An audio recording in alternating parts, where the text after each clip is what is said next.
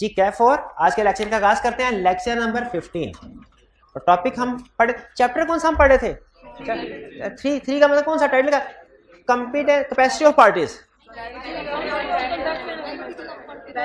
Validity of contract and agreements. इसमें हमने पहले स्टडी किया था कॉन्ट्रैक्ट के एसेंशियल्स, टाइप्स ऑफ कॉन्ट्रैक्ट, फिर इसके बाद हमने स्टडी किया कंसीडरेशन और लास्ट पार्ट है हमारा ये क्या था? कैपेसिटी ऑफ पार्टीज, कि कौन कौन से लोग कंपिटेंट टू कॉन्ट्रैक्ट नहीं हैं। हमने स्टडी किया 3 तरह के लोग कॉन्ट्रैक्ट करने के लिए कंपिटेंट नहीं है, यानी इनके साथ अगर कॉन्ट्रैक्ट करेंगे ना उसमें ऊंच नीच हो सकती है, कंप्लीटली वैलिड नहीं है। वो 3 तरह के लोग कौन से थे? वो था माइनर, दूसरा पर्सन ऑफ अनसाउंड माइंड, तीसरा पर्सन डिस्क्वालीफाइड बाय लॉ। ये 3 तरह के लोग थे। इसमें माइनर के साथ कॉन्ट्रैक्ट करेंगे, एग्रीमेंट करेंगे, उसका लीगल स्टेटस क्या होगा हमने कल स्टडी कर लिया, ठीक है। अब बाकी 2 पार्टीज रह गई हैं, कौन कौन सी? पर्सन ऑफ अनसाउंड माइंड और तीसरा पर्सन डिस्क्वालीफाइड बाय लॉ। जी आगे चलने से पहले कल के लेक्चर में से कोई क्वेश्चन पूछना चाहते हो तो पूछ लें। कोई क्वेश्चन पूछना चाहते हो पूछ लें, कोई क्वेश्चन नहीं पूछना। चलें आज के लेक्चर की तरफ। आज हम स्टडी कर रहे हैं पर्सन ऑफ अनसाउंड माइंड। आज हमने दोनों कंसेप्ट, आज ये चैप्टर हमारा इंशाल्लाह कंप्लीट हो जाएगा। दोनों concept person of unsound mind, person disqualified by law, दोनों पढ़ेंगे। पहले कौन सा पढ़े? Person of unsound mind. Unsound mind के साथ अगर एग्रीमेंट करें तो क्या? अनसाउंड माइंड का मतलब क्या है? जिसका ज़हनी तवाज़न दुरुस्त ना हो। लॉ इसे कहता है वो अनसाउंड माइंड है जो कि सोचने समझने की सलाहियत से महरूम हो। अनसाउंड माइंड का मतलब क्या है? जो सोचने समझने की सलाहियत से महरूम हो, वो है अनसाउंड माइंड। कह रहा है unsound mind mean person who can not understand, जो सोच समझ नहीं सकता। क्या नहीं सोच समझ सकता? टर्म्स ऑफ द कॉन्ट्रैक्ट, कि जो मैं कॉन्ट्रैक्ट कर रहा हूं उसकी टर्म एंड कंडीशन क्या है, and there effects on his interest, और इसकी जो टर्म्स है वो मेरे इंटरेस्ट में है कि मेरे इंटरेस्ट के खिलाफ है, मेरे हक में है कि मेरे खिलाफ है। ऐसा बंदा जो अंडरस्टैंड ना कर सके कॉन्ट्रैक्ट की टर्म्स को और ये ना समझ सके कि इसके फायदे की टर्म्स है कि नुकसान की, उसे लाने क्या कहा? Unsound mind. हम आम जुबान में अनसाउंड माइंड किसे कहते हैं? जिसका ज़हनी तवाज़ुन दुरुस्त ना हो। लॉ उसे किन अल्फाज में एक्सप्लेन कर रहा है? जो सोचने समझने की सलाहियत से महरूम, मतलब दोनों का एग्रीमेंट निकलता। फिर इसकी एग्जांपल्स दे। एग्जांपल्स जरा गौर से सुनिए, क्योंकि बाद में जब लीगल इफेक्ट की तरफ जाएंगे तो ये एग्जांपल्स काम आएंगे। इफेक्ट ऑन हिज इंटरेस्ट का मतलब है कि वो पर्सन जो कॉन्ट्रैक्ट की टर्म एंड कंडीशन है उसका क्या असर पड़ेगा उसके मुफाद पे, ये नहीं समझ सकता। यानी कॉन्ट्रैक्ट की कौन सी टर्म उसके फायदे में है, कौन सी उसके नुकसान पे है, वो ये नहीं जान सकता। वो है person of unsound mind. Examples क्या है? परमानेंट अनसाउंड माइंड, ये ऐसा पर्सन है, इसे स्पेसिफिक पर्सन कहते हैं, पैदाइशी पागल, जो हमेशा ही पागल रहता है, कभी भी होशो हवास में नहीं होता। कुछ लोग इस तरह का भी होते, आपने देखा हो शायद गली मोहल्लों में, आपके मोहल्ले में कोई एक आधा पर्सन इस तरह का हो, वो बेचारा सड़क में यूं ही घूमते फिरते रहता है, दरमियान में ट्रैफिक आ रही है जा रही है, उससे कुछ होश नहीं होता, लोग उसे पकड़ के साइड पे बिठाते हैं।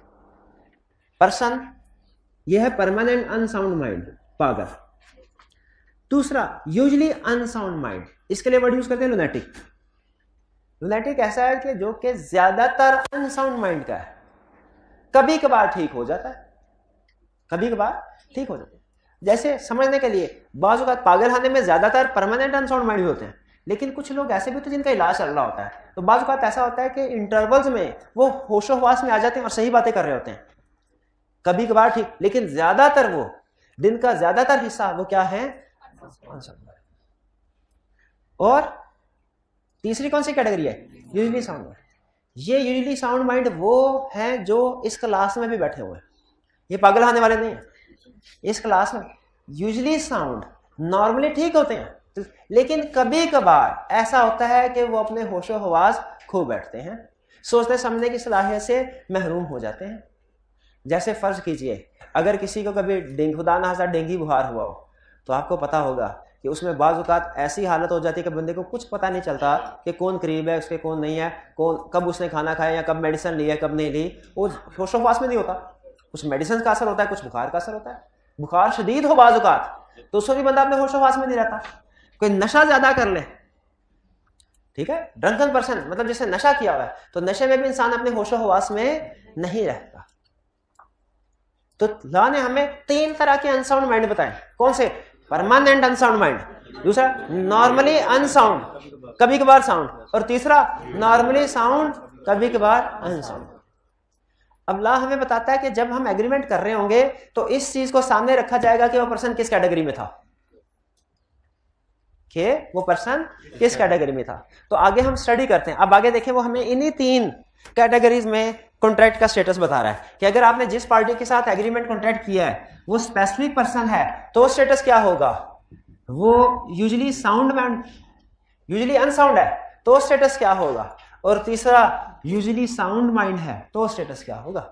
यही 3 तरह के टाइप्स है ना। इन 3 टाइप्स का बताने का मकसद ही यही था कि बाद में आपको इनके साथ कॉन्ट्रैक्ट का स्टेटस बताया जा सके।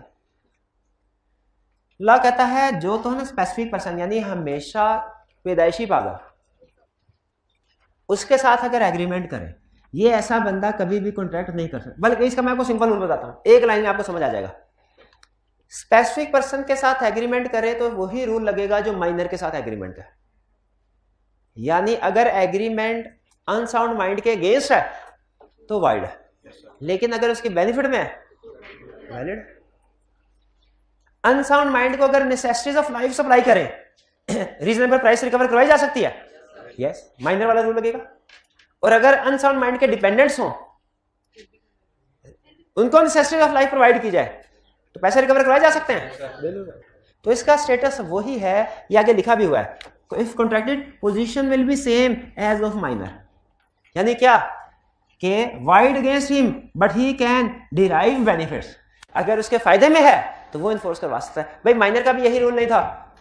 दूसरा, if necessity supplied reasonable price में बी रीइंबर्स्ड फ्रॉम प्रॉपर्टी, अगर कोई है, माइनर का भी यही रूल नहीं था। Yes sir. तो क्लियर हो गया स्पेसिफिक पर्सन के साथ? Yes sir. अब क्या रह गया नेक्स्ट, यूजुअली। अच्छा अब ये देखिएगा, यूजुअली साउंड का मतलब क्या है, सॉरी यूजुअली अनसाउंड, ज्यादातर वक्त पागल होता है, कभी कभार सही। अच्छा मुझे ये बताएं, फर्ज कीजिए कि ये भाई ज्यादातर अनसाउंड माइंड, मुझे ये पता है कि ये नॉर्मली अनसाउंड माइंड के होते हैं, कभी कभार साउंड माइंड में आ जाते हैं। अब मैं आज यहां पे बैठा हूं, मुझे पता चला कि कल 6 बजे शाम को इन्होंने एक एग्रीमेंट किया। मेरी जनरल प्रिजम्पशन क्या होगी कि एग्रीमेंट के वक्त ये अनसाउंड माइंड थे कि साउंड माइंड थे? नॉर्मली अनसाउंड रहते हैं। मेरी जनरल प्रिजम्पशन क्या, मैं एक इंडिपेंडेंट पार्टी हूं जो उस वक्त मौजूद नहीं था जब कॉन्ट्रैक्ट हो रहा था। मैं नॉर्मली क्या सोचूंगा कि कॉन्ट्रैक्ट, क्योंकि नॉर्मली ये अनसाउंड होते हैं तो कॉन्ट्रैक्ट के वक्त भी अनसाउंड। अब दूसरी पार्टी जिन्होंने कॉन्ट्रैक्ट किया है, जिन्होंने इनसे प्रॉपर्टी इनकी अपने नाम पे ट्रांसफर करवा ली है, वो मुझे आके क्या कहेंगे, नहीं क्या कहेंगे वो, नहीं सर ये तो at time of contract sound थे। अब मुझे एज जज क्या फैसला करना चाहिए, साउंड था कि नहीं था, साउंड था कि अनसाउंड? मैं कहूंगा भाईजान अगर तो आप कोई सबूत पेश नहीं कर पाते ना, तो मेरा फैसला है कि नॉर्मली ये अनसाउंड होते हैं, ये उस वक्त भी अनसाउंड ही थे। लेकिन अगर आप ये एविडेंस ये साबित कर दें कि एट टाइम ऑफ कॉन्ट्रैक्ट ये साउंड माइंड के थे, तो फिर मैं इस कॉन्ट्रैक्ट को वैलिड करार देता हूं। यानी अगर अनसाउंड, देखिए रूल यूजुअली साउंड माइंड और यूजुअली अनसाउंड माइंड दोनों में रूल सेम है। दोनों में रूल क्या बोला, if at time of contract party sound mind की थी, कॉन्ट्रैक्ट वैलिड है। If at time of contract party unsound mind की थी, एग्री कॉन्ट्रैक्ट वाइड है। दोनों में रूल सेम है, यूजुअली अनसाउंड में और यूजुअली साउंड में, कि अगर at time of contract party sound थी, साउंड माइंड थी, तो कॉन्ट्रैक्ट वैलिड। अगर at time of contract party unsound mind की थी, कॉन्ट्रैक्ट वाइड। इसी तरह यूजुअली साउंड में भी सेम रूल, अगर at time of contract party sound mind की थी, कॉन्ट्रैक्ट वैलिड। अगर at time of contract party unsound mind की थी, कॉन्ट्रैक्ट वाइड।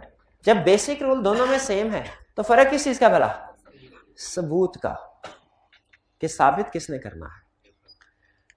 अगर पार्टी ऐसी है जिसके साथ एग्रीमेंट किया वो यूजुअली अनसाउंड माइंड की है, तो जज प्रिज्यूम करेगा एट टाइम ऑफ कॉन्ट्रैक्ट भी ये अनसाउंड माइंड का था।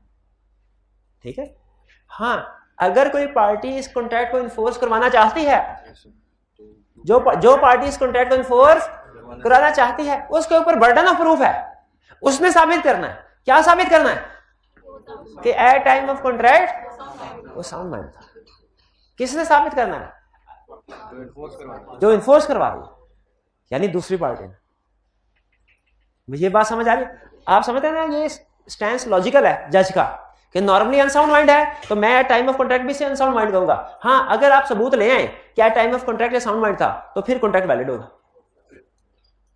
अच्छा, इसी रूल को सामने रखते हुए मुझे बताएं, अगर ये भाईजान नॉर्मली साउंड माइंड के होते हैं और इन्होंने कॉन्ट्रैक्ट किया कल एक, मैं जज हूं, मैं क्या अज्यूम करूंगा? Sound mind. और अगर ये कहे नहीं सर मैं बीमार था, मैंने कोई ऐसी मेडिसिन खाई, मैं नींद में था, मुझे पता नहीं चला, तो किसको प्रूव करना पड़ेगा? जो इन्फोर्स करवाना चाहता, जो अवॉइड करवाना चाहता है कॉन्ट्रैक्ट, जो कॉन्ट्रैक्ट को अवॉइड करना चाहता है उसको साबित करना पड़ेगा क्या? कि पार्टी अनसाउंड माइंड की थी। यानी बेसिक रूल ध्यान में रखिए, अगर यूजुअली अनसाउंड माइंड है तो लॉ प्रिज्यूम करेगा एट टाइम ऑफ कॉन्ट्रैक्ट भी वो अनसाउंड माइंड, जिसने कॉन्ट्रैक्ट इन्फोर्स करवाना है वो साबित करेगा साउंड माइंड का था। और अगर पार्टी यूजुअली साउंड है, लॉ अज्यूम क्या करेगा? एट टाइम ऑफ कॉन्ट्रैक्ट भी ये साउंड था, जिसने अवॉइड करना है वो साबित करे कि at time of contract unsound है। क्योंकि रूटीन के नेचर को साबित करने की जरूरत तो नहीं है ना। जो ना यूजुअली साउंड है उसे ये साबित करने की जरूरत नहीं है कि मैं at time of contract sound था, उसे ये साबित करना पड़ेगा क्या? एट टाइम अनसाउंड था। जो यूजुअली अनसाउंड है उसे इस बात का सबूत नहीं मांगा जाएगा कि बताओ तुम कॉन्ट्रैक्ट के वक्त अनसाउंड थे, बल्कि जो कह रहा है कि साउंड था उससे प्रूफ मांगा जाएगा कि तुम बताओ। ये बात समझ आई? अच्छा, अब केस स्टडी में आपको जब कभी वो क्वेश्चन दे तो आपने ये डिसाइड करना है कि ये यूजुअली साउंड वाला रूल लगेगा कि usually unsound. Basic rule same. अगर हमसे सिर्फ इतना पूछे ना कि बताओ कॉन्ट्रैक्ट वैलिड है कि वाइड, तो हम ये कहेंगे कि एट टाइम ऑफ कॉन्ट्रैक्ट देखा जाएगा, अगर वो साउंड माइंड का था कॉन्ट्रैक्ट वैलिड है, अगर एट टाइम ऑफ कॉन्ट्रैक्ट ये पार्टी अनसाउंड माइंड की थी तो ये वाइड। लेकिन अगर वो साथ में ये भी पूछे कि बताओ बर्डन ऑफ प्रूफ किसके ऊपर है, एविडेंस किसने देना है, तो फिर हम कहेंगे अगर तो जिसके साथ एग्रीमेंट हुआ है वो यूजुअली साउंड माइंड का है, यूजुअली साउंड माइंड का है, तो फिर बर्डन ऑफ प्रूफ किसके ऊपर है? जो अवॉइड करना चाहेगा कॉन्ट्रैक्ट को, जो कॉन्ट्रैक्ट को कैंसिल करना चाहेगा, वो साबित करे कि ये अनसाउंड माइंड था। और अगर पर्सन यूजुअली अनसाउंड माइंड का है तो फिर बर्डन ऑफ प्रूफ किसके ऊपर है? जो इस कॉन्ट्रैक्ट को इन्फोर्स करवाना चाहता है। जी कुछ समझ आई? ये हाइब्रिड क्लास में समझ आई भाई को? ये तीसरे बेंच के सेंटर में जो भाई बैठे हैं इनसे पूछिए जरा, ये आपको समझ आई? अगर समझ आई तो मुझे साउंड माइंड वाला रूल रिपीट कर दीजिए। एक हमने कॉन्टैक्ट किया एक ऐसे पर्सन के साथ जो यूजुअली साउंड माइंड है, स्टेटस क्या है? अब वो कह रहा है कि जी मैं पागल था, बताइए जज क्या फैसला करेगा?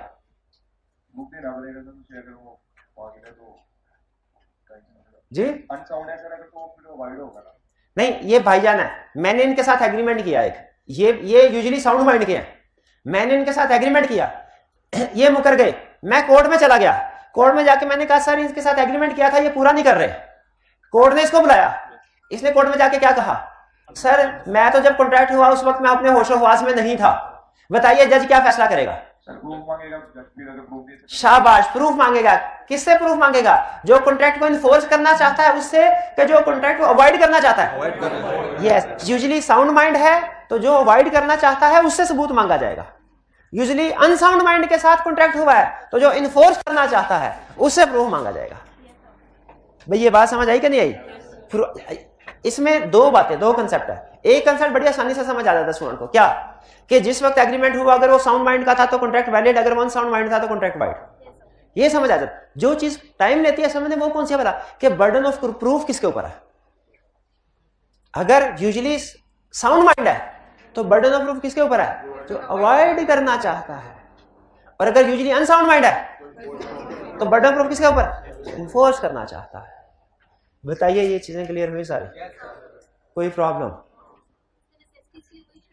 नेसेसिटीज के लिए वही शर्त है। पर्सन ऑफ अनसाउंड माइंड को नेसेसिटीज सप्लाई की तो रिकवरी के लिए एग्जैक्टली वही शर्तें हैं जो माइनर वाली थी। नेसेसिटीज ऑफ लाइफ होनी चाहिए, रीजनेबल प्राइस होगी और प्रॉपर्टी अगर है तो फिर रिकवरी होगी। यहां तक क्लियर? कुछ समझ आया? आगे चलते हैं। पर्सन डिस्क्वालिफाइड बाय लॉ, कौन से लोग हैं जो डिस्क्वालिफाइड बाय लॉ है? वन बाय वन पढ़ते हैं। Alien enemy. एलियन एनिमी क्या होता है? वो फॉरेन कंट्री जिसके साथ हमारी जंग चल रही है। चाइना कौन है? इंडिया। इंडिया भी एलियन है। अगर वार हो तो फिर एलियन एनिमी बनेगा। एलियन एनिमी के साथ कॉन्ट्रैक्ट नहीं करना चाहिए ना।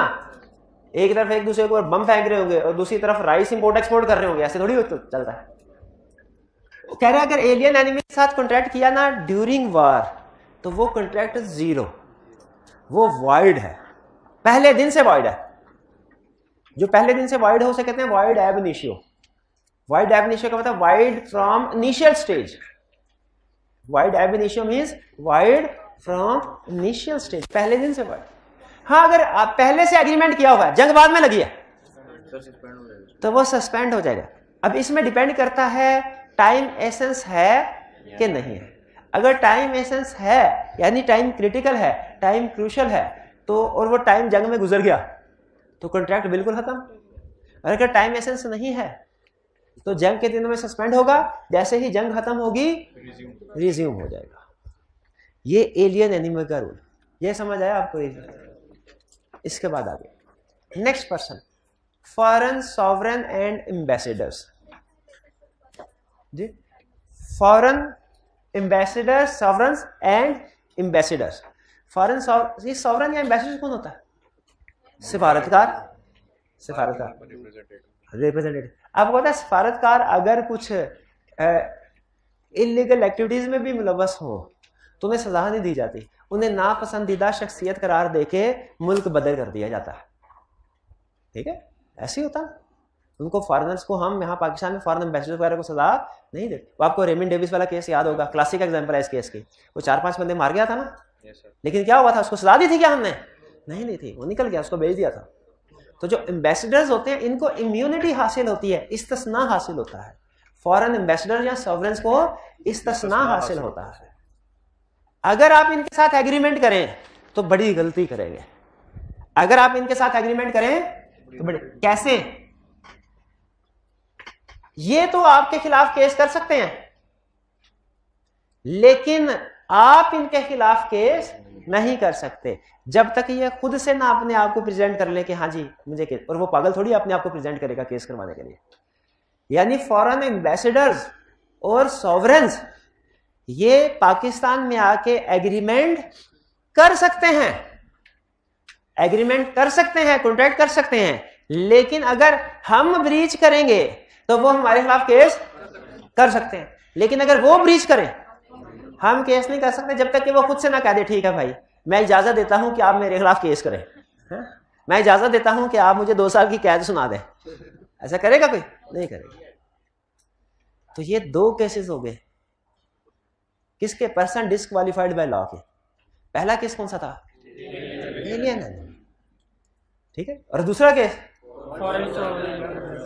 Foreign ambassadors and sovereigns. Third, convict.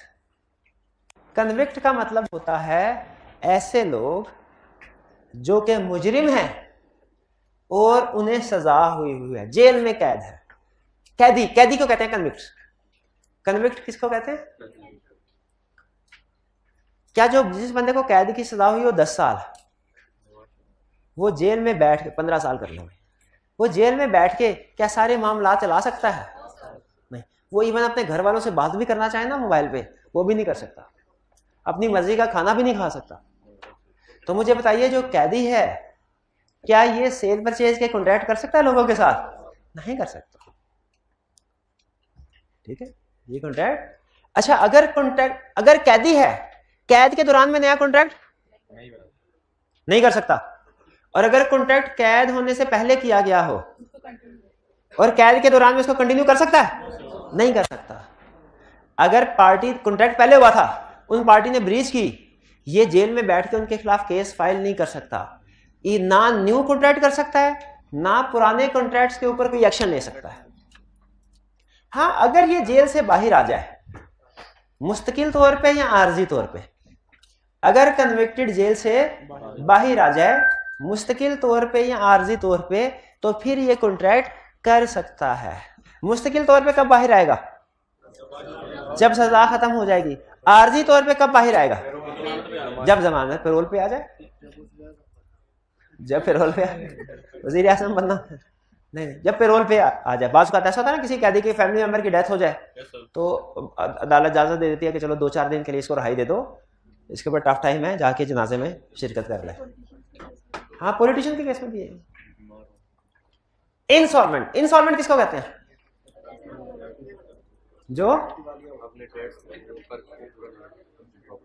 जो अपनी लाइबिलिटीज को पे ना कर सकता हो, लाइबिलिटी को पे, उसे कहते हैं इंसॉल्वेंट।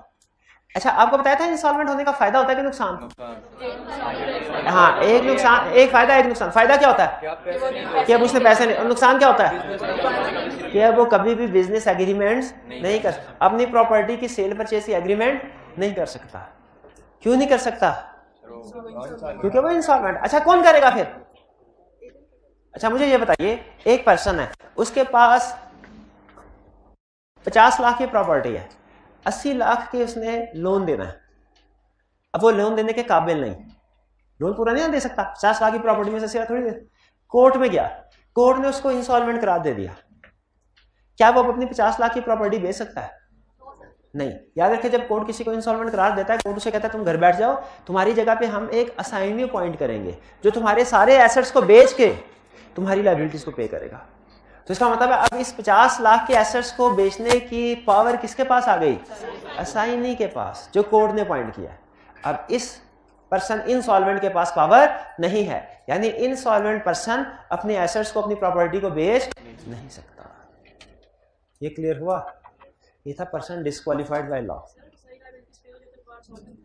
क्या सारी लायबिलिटीज पे हो जाए दोबारा सॉल्वेंट हो जाएगा? नहीं, नहीं। अव्वल तो उसकी सारी लायबिलिटीज पे ही नहीं होगी। क्यों? क्योंकि अगर पे होने वाली होती तो वो खुद अपने हाथ से कर देता, वो कोर्ट में जाके ये ना कहता मुझे इंसॉल्वेंट करार दे दिया था। ठीक है, हाँ जी। तो उन्हें दोबारा इजाजत नहीं देता कोर्ट। तो क्लियर हो गया? अच्छा, आपने देखा माइनर वाला टॉपिक हमारे लिए थोड़ा लेंथी था और उसमें कुछ कंसेप्ट थे। बाकी ये दोनों जो आज हमने कंसेप्ट इजी है ना, आधे घंटे में निपट गए। कोई क्वेश्चन पूछना चाहते हो इसमें से तो पूछ लीजिए। एलियन एनिमी वाला रिपीट सुन लें। एलियन एनिमी का मतलब क्या है? ऐसे फॉरेन कंट्री का सिटीजन जिसके साथ हमारी कंट्री हालत जंग में है, हालत जंग में है। अगर किसी दूसरी मुल्क के साथ जंग हो रही है हमारी, तो क्या हमारे ट्रेडर एक दूसरे के साथ इंपोर्ट एक्सपोर्ट कर लें? नहीं कर। तो ये तो अंडरस्टूड है ना, जब जंग हो रही है तो कोई नया कॉन्ट्रैक्ट नहीं होगा। अगर नया कॉन्ट्रैक्ट हुआ तो वो वाइड है। जंग खत्म हो जाए फिर नया कॉन्ट्रैक्ट कर सकते हैं, जंग के दौरान में नया कॉन्ट्रैक्ट नहीं कर सकते। मसला किस में आता है? मसला इस चीज में आता है कि जो पहले एग्रीमेंट हो चुके हैं उनका क्या होगा। तो पहले एग्रीमेंट या तो खत्म हो जाते हैं या सस्पेंड हो जाते हैं। सस्पेंड का मतलब आर्जी तौर पे सस्पेंड हुए, बाद में रिज्यूम हो जाएंगे। कौन सी तरह के कॉन्ट्रैक्ट खत्म हो जाते हैं और कौन सी तरह के कॉन्ट्रैक्ट सस्पेंड होते हैं, बाद में रिज्यूम होंगे? जिनमें टाइम क्रिटिकल है, यानी वो टाइम पे परफॉर्म होना जरूरी है, वो खत्म हो जाएंगे क्योंकि टाइम तो गुजर जाएगा। और जिनमें टाइम पे परफॉर्म होना जरूरी नहीं है वो सस्पेंड हो जाएंगे। अब फर्ज कीजिए कि इंडिया के बहुत मशहूर फैशन डिजाइनर है और पाकिस्तान का बड़ा ताजिर है।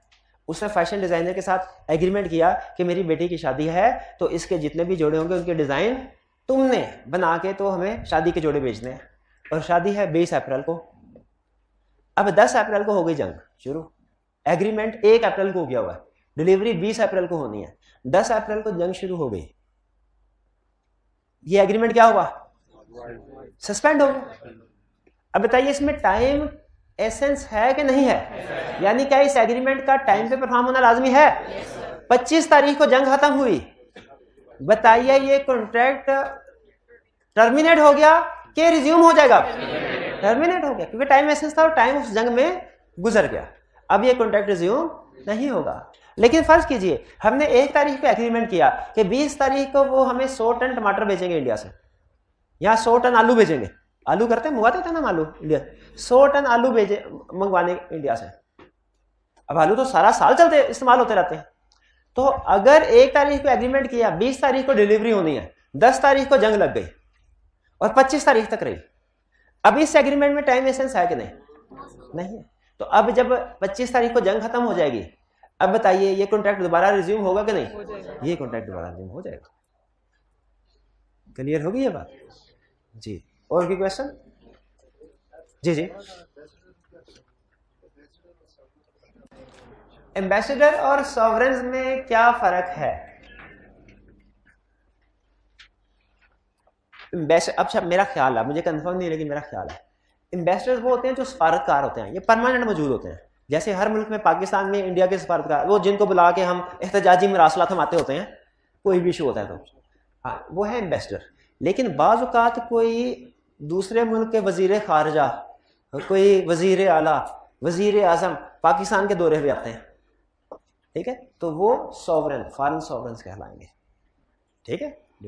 जैसे सऊदी अरब के कोई शहजादे या कतर के शहजादे आ जाएं पाकिस्तान में, तो वो क्या, वो एम्बेसडर्स तो नहीं है, एम्बेसडर्स तो एम्प्लॉय होते हैं बेसिकली गवर्नमेंट के, लेकिन वो क्या होंगे? फॉरेन सॉवरेन्स।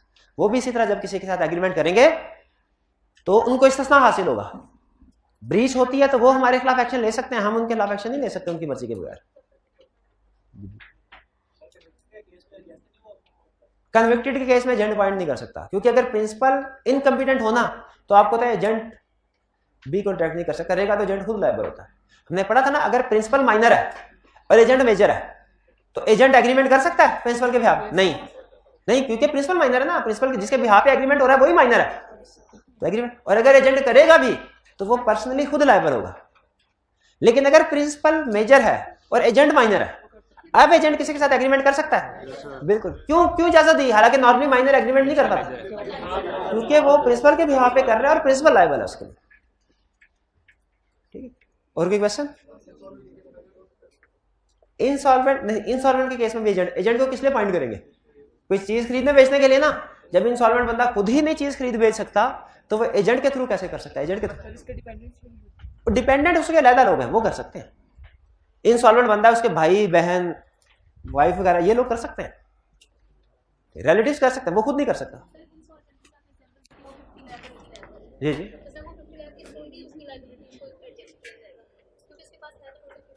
जी, अगर इंसॉल्वेंट वाले केस में मैंने एग्जांपल दी थी कि एसेट्स 50 लाख के हैं और लायबिलिटीज 80 लाख की हैं, तो फिर एडजस्टमेंट कैसे होगी?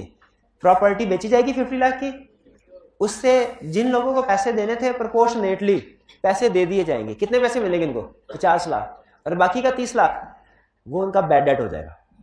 जिन लोगों ने लोन दिया उनका बैड, अकाउंटिंग में आप एडजस्टमेंट नहीं पढ़ते, बैड डेट, तो बैड डेट के आगे बात लिखा होता है कस्टमर बैंकरप्ट हो गया, कस्टमर इंसॉल्वेंट हो गया। तो जब कोई बंदा इंसॉल्वेंट या बैंकरप्ट हो जाए ना, तो जितने पैसे उसके एसेट बेच के रिकवर हो रहे हो उतने तो दे दिए जाते हैं पार्टीज को, और बाकी के वो डिपेंडेंट क्यों देना चाहिए? डिपेंडेंट अव्वल तो देना ही नहीं चाहते। याद रखिए, डिपेंडेंट्स के ऊपर लाजिम नहीं होता, डिपेंडेंट अलहदा पर्सन है लॉ की नजर में। अगर मैंने किसी से लोन लिया और पे नहीं ना कर पाया तो ये मेरे भाई की जिम्मेदारी नहीं है उस लोन को रिपे करना, वो मेरी ही जिम्मेदारी है। और कोई क्वेश्चन? कोई क्वेश्चन नहीं है, सब समझ आ गया? तो अब क्या करें फिर? अच्छा नहीं, एमसीक्यूज अभी क्लास में प्रैक्टिस कर लें कि पहले? अच्छा आज टेस्ट भी है, टेस्ट के भी आपने तो टेस्ट दे दिया हुआ। चलिए आज फिर, चलिए ठीक है आज जी। कोई अच्छा, क्योंकि हाइब्रिड क्लास में कोई क्वेश्चन है शायद, पूछ रहे हैं।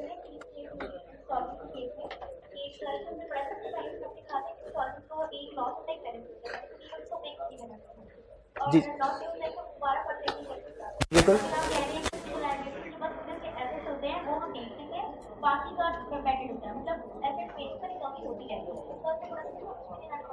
अच्छा नहीं, हाँ जी रखिए। एक कल मैंने ये कहा था कि जब बंदा इंसॉल्वेंट होगा तो उसको एक फायदा एक नुकसान। फायदा क्या है कि अच्छा, इसका यह मतलब नहीं था कि वो 1 रुपया भी पे नहीं करेगा। इसका मतलब ये था जितनी प्रॉपर्टी है उसकी उतनी पेमेंट ला करवाएगा उससे, बाकी का जो शॉर्टफॉल होगा उसकी पेमेंट करने के लिए वो लायबल नहीं है। ये नहीं था कि वो 1 रुपया भी पे नहीं करेगा। तो इस तरह तो फिर हम कोई 10 अरब रुपए का लोन बैंक से ले लें, उसकी प्रॉपर्टी बना लें, बाहर खड़ा कर लें और फिर बाद में कि हम इंसॉल्वेंट हो गए। नहीं, ऐसे नहीं दुनिया में चलता। लॉ क्या कहता है, अगर आपने लोन लिया है और आप कह रहे हो कि मैं इंसॉल्वेंट हूं, तो लॉ कहेगा आपने जितनी भी प्रॉपर्टी है वो सारी बेच के आपके क्रेडिटर्स को पैसे अदा किए जाएं। अगर फिर भी कोई रह जाए शॉर्टफॉल तो वो आपने अदा नहीं करना, वो आपकी जिम्मेदारी नहीं है। ये एक प्लस है कि आपकी प्रॉपर्टी बेच के पैसे पूरे नहीं हुए, अगर कुछ शॉर्टफॉल रह गया तो वो आपने अदा नहीं करना, ठीक है। लेकिन आइंदा से आप कोई सेल परचेज का एग्रीमेंट करने के काबिल भी नहीं।